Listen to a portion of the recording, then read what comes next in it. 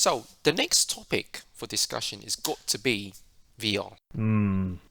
PSVR 2 has been Yeah. announced. Basically, there was an event, absolutely no frills. It was literally a hmm PlayStation blog post. Yeah. Yeah. So we know Sony still invested in VR, which Yeah. for me I think is a good thing. Mm. You want a company like Sony to be invested in VR because basically you want VR to have a future. Yeah. That's per me anyway. I mean, like I'm a fan of VR, so Yeah. I want it to have a future. So my real experience of VR really is the first PlayStation VR, hmm and hmm I can hand on heart say that when I can basically be bothered to set up and put on the VR headset, right, and use it, that it's like it feels like an experience like no other. mm. Mm. Even if the PSVR graphics fidelity wasn't really comparable to some of the higher end kind of headsets, it is an experience like no other. Mm. Mm. Playing the Star, I think there was a Star Wars. Like a demo type one, I remember. Yeah. Yeah, it was part of the Battlefront or whatever it was called, Yeah. Star Wars game. Yeah, The one with the loot boxes. yeah, with the loot boxes. Yeah, and I can tell you that that was an experience like no other. mm. Obviously as a Star Wars fan, you know, sat inside an X-wing in virtual reality. I'm doing my kind of like air quotes now. Yeah, experience like no other. Brilliant, Yeah. I would say. And there was quite a Yeah. few experiences like that. Fully immersive. I actually felt the speed for a lot of these games. Felt that basically, jumping on big heights, dropping down big heights. I felt every meter. Yeah. And absolutely, in awe of some of the technology. Amazing. Yeah. Okay, no doubt Yeah. about that. It definitely adds to the immersion, right? I got the PSVR as well, and it was awesome. I played stuff like Wipeout, Yeah. um, a lot on Wipeout, Skyrim VR actually a little bit, but it got a bit too janky for me because it was like the movement was teleportation rather than anything. Yeah, I heard that about Um, that. yeah, there were some other really good ones like Creed was really good as well. It's like a boxing one Mm. that kind of gets you going. Super Hot, Beat Saber, those sorts of games. They were really, Yeah. some really, really good games. Res Infinite, Mm, Rigs. mm, I mean, Sony have done really quite well out of content. And, yep, yep. one thing I will say about PSVR 2, I do hope it's fully backwards compatible. Yeah, Because they have got a wealth of content for the first VR Y- headset that they should yeah. absolutely, make sure can be kind of leveraged by the Y- new one. You would hope so. It'd be interesting to see what they do. I was lucky at the time to already have had the Move controllers. Yeah, So all I had to same do was here, just buy the same here, headset. So and same I here. think maybe a new camera or something, and that was the only thing that I needed.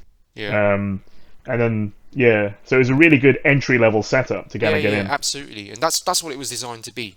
Yeah. Mm, That's what it was designed to be. I mean, Sony managed to basically leverage a lot of their legacy products, mm, melded it together, and they got a VR offering. But I do yeah, think the next VR 2, sorry, the next PSVR is going to be a much more complete and up to date offering. mm, Whether it's going to be as value for money, I don't know. yeah. When I saw the initial rumors, and this was a long time ago, so I've not seen the recent stuff, even with the announcements, etc. Was stuff around like wireless connectivity and things like Yeah, that, yeah, which is a huge bugbear for all kind of existing kind of VR headsets. Is these big ass cables yeah, tying you to a specific spot, yeah, and not making sure you don't trip over yourself whilst playing in the VR world. yeah, yeah. Well, let's talk about some of this. Mm, The first PSVR, let's face it, yeah, was a configuration setup nightmare. Yeah, mm, the amount of cables, the external setup box for video and 3D audio was an absolute nightmare to deal with. Yeah, yep. and it's one of the reasons that I if I basically unplugged it, it would take me an awful long time to set it up again because I just didn't want to go through all of that. Yeah. Yeah. And you're right about having a wireless headset would be the perfect thing. Yeah, Yeah. the perfect thing. I think what people were really trying to do here, and I said this again, I kind of made a video about this again. I keep plugging my videos, but anyway, yeah. It really should be about having something that you can pick up like you would do really any controller. Mm. Because it's not just about being wireless. It's not about just necessarily the cables and all that kind of stuff, right? It's Mm. about walking up to the device, plonking it on your head, and going.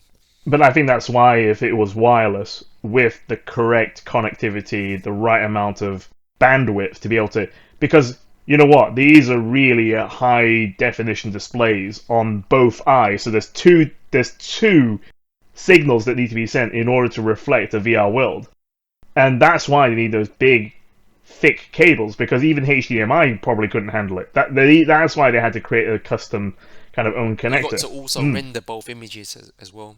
Yep. Yeah. Yep. But okay, Yep. so let's talk about the VR2 then, and also these other kind of higher end PC VR headsets out there.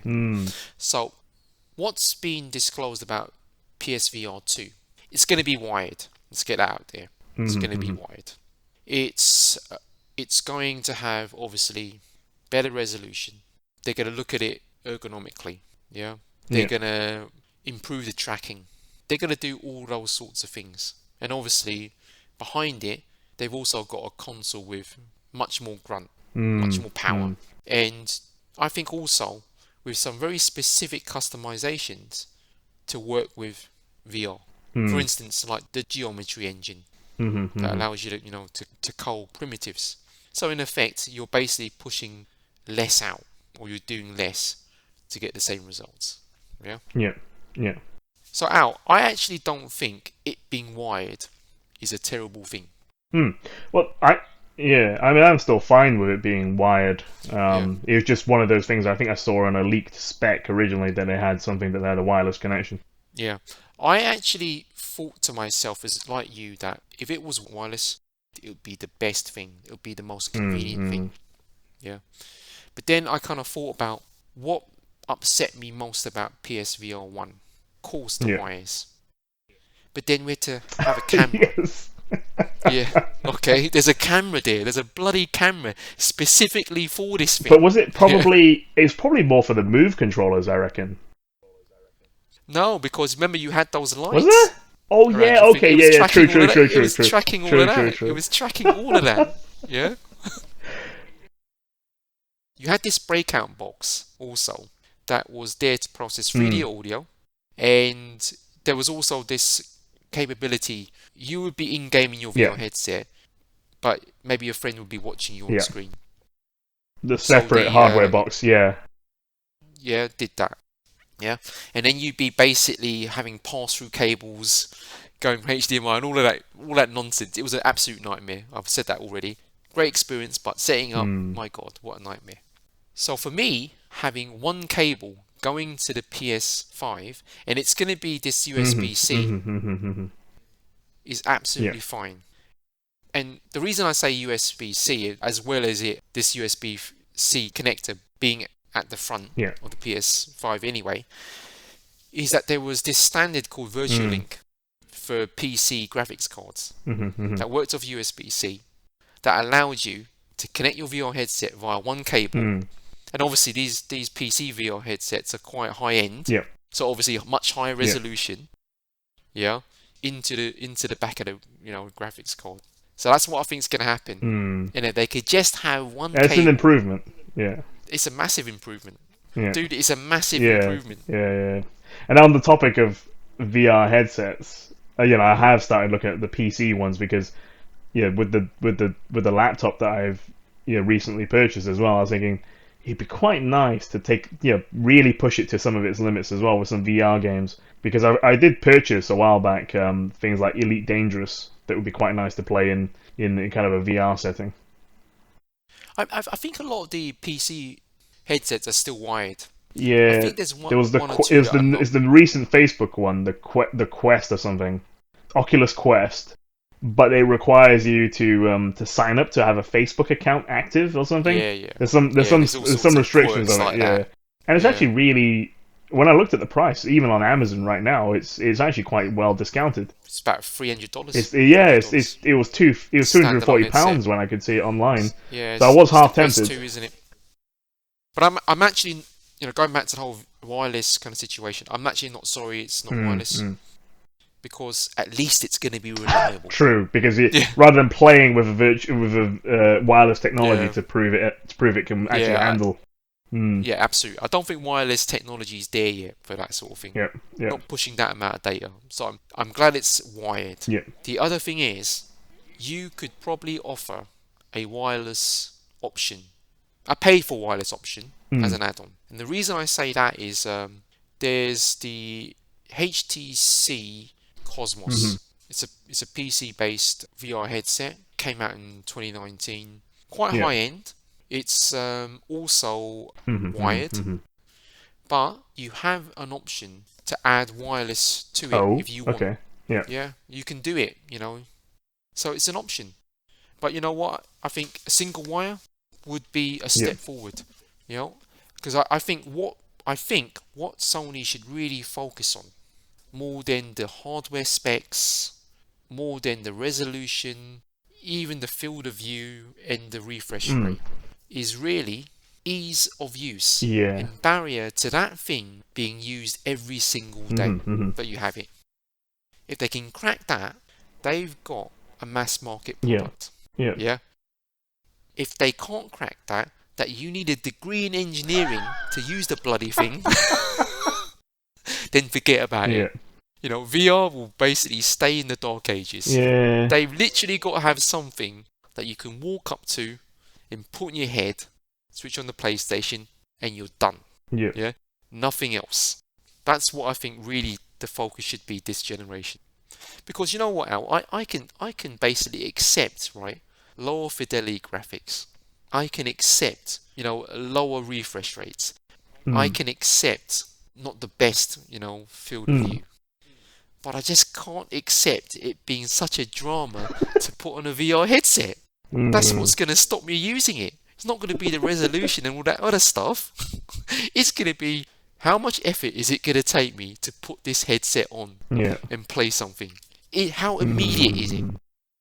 If it takes me 15 minutes just to configure the damn thing, put on a headset and get into game, I'm not going to bloody use it. But this is where it's interesting, right? Because you could, I think for the first initial sort of wireless versions of these VR headsets, I think they will have to drop the fidelity. But then I think there's a danger there that I mean we were probably lucky that the PlayStation VR and a lot of the more recent VRs have been to a level of decent frame rate as well as decent level of fidelity that allows you to not get motion sick. Because as soon as you start slowing that stuff down and you start reducing the fidelity, I suspect the chances of motion sickness from playing these games will increase. Yeah. I think it's more about the refresh rate more than anything. I think that's really a lot to do with it. Again, but it's all those. It's an absolute barrier to entry. Some of these things they're trying to solve. That's what I mean. It's not even the money or anything else, right? It's not just any kind of technical thing. It's about how does a human being want to interact with this VR headset and how easy can we make it. That's what they really got to focus on, I believe. Yeah. It sounds like they're taking the right steps because if you think about this, right, they had sold millions of PSVR 1 headsets. Yeah. So again, they must have a wealth of data they can leverage to understand what the people want, what the people need. So that's a good thing. Definitely a good thing. The other thing is, I mean, obviously they divulged information about the new controllers, which I was actually quite surprised with. Not the fact that they had new controllers, but the fact that they divulged them so quickly. I did think that they would have haptics, which they do have, and they've got some technology where you can use certain gestures in your hand as you're holding them. The position of your fingers. Interesting. But that's going to get quite messy for some people because I know that there's a lot of different techniques to holding a controller, even although you'd expect most people would hold the controller the same way. Yeah, true. That's another problem for them to solve. But these things look like they look like basically punching gloves almost. They were kind of round and they kind of wrapped around your hand, Mm-hmm. and I mean they looked quite cool. Don't Mm-hmm. get me wrong. And if they can get the haptics right, Yeah. yeah, and I kind of still think there's going to be haptics on the kind of Mm-hmm. headset as well. Mm-hmm. That could be really good because the Move controllers did a job, but the actual reality was they were a technology from the generation Yeah. before. Yeah. Yeah. They kind of needed replacing a Yeah. long time ago. But what was interesting about the actual announcement of these controllers, and again it was a blog post, was that it said that the controllers would be tracked by the headset itself. And what that kind of means to me is that this new PlayStation headset is going to have, I hope I got this in the right direction, inside out tracking. And what that means, Al, is that there's going to be no external camera pointing at you when you're wearing this headset. What you're going to have is your headset with a bunch of cameras on the outside. And that's how it's going to track you. Really? Yeah. Interesting. Yeah. Yeah, there's headsets already out there, like the Cosmos uses it. I think the Index uses it. So you don't need a camera. The tracking is done by the headset itself, and that's another way to improve not the barrier of entry, but the barrier of everyday use. So that's kind of really hopeful, And again, we don't know what the refresh rate's going to be looking like. I'm sure they're going to improve the field of view. I'm hoping it's got a decent resolution. I mean, I doubt it's going to be 1440p per eye. It's probably going to be like 1080p per eye. I'm sure we could kind of handle that or accept that when you consider that the first PlayStation VR had less than 1080p per eye. Something comparable to the other headsets. At minimum, a full 1080p per eye at minimum would be amazing, with the possibility of having better graphics fidelity because the machine rendering the graphics behind it is that much more impressive. I think PSVR could be something that pushes kind of VR upper level. If they can sell it for the right price. Yeah, There's no doubt. I'd definitely be keen on a PS5 with PSVR 2, right? It'd be one of the reasons why I would get a PS5. I think it's very possible. I mean, when I think about VR, especially for PlayStation, I kind of think to myself, there's a strong possibility, that one day, whether it's cloud gaming or not, that the console is going to just change. You won't be a console product anymore. Whether it's something that's inbuilt to your television. Because, televisions are getting that much more sophisticated. Yeah. Whether it will evolve into a game service like Game Pass that you can play anywhere on anything, it will evolve. No doubt about that. But where does that leave a company like Sony that creates so much revenue from their games consoles? And, again, a vehicle to sell their content. But they still want to sell hardware. This is where the shift to, you've made an interesting observation, I think, with the use of smart TVs and actually having things in there, because apps and things like that on top of it are probably the key way in. And then whether you could reuse some of the hardware that is available on these smart TVs nowadays as your vehicle to present the information onto the TV. Or the next topic, but the cloud streaming services and streaming that straight onto a TV. Where does that leave that PlayStation and the PlayStation console and things like that? Yeah, correct. Absolutely correct. But if Sony want to keep selling hardware to people, gaming hardware, the only gaming hardware long term they can sell to anybody is a VR headset and controllers. They may not need to sell you the device that renders the graphics. Indeed. But they might be able to sell you the device where you view these graphics from. I kind of think in the back of my mind, that is why Sony are so keen on VR.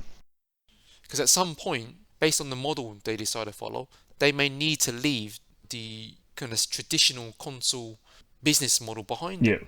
They need to maybe focus on something else. So it's an interesting one. They can go back into the phone market properly. God, well, they haven't left it. Yeah, no, but it's just a bit. Yeah. But the other thing I was thinking, and this is something that's a bit science fiction. Yeah, I was thinking about the Quest. I think you've had something like that, right? I kind of thought about it, and I thought, look, Sony, and people are kind of talking about Sony getting back into the handheld portable gaming It would be device. quite nice to have another PSP did really well, right? And it Yeah, yeah, was it did. It did. It was stellar console. So was the mm, Vita, really.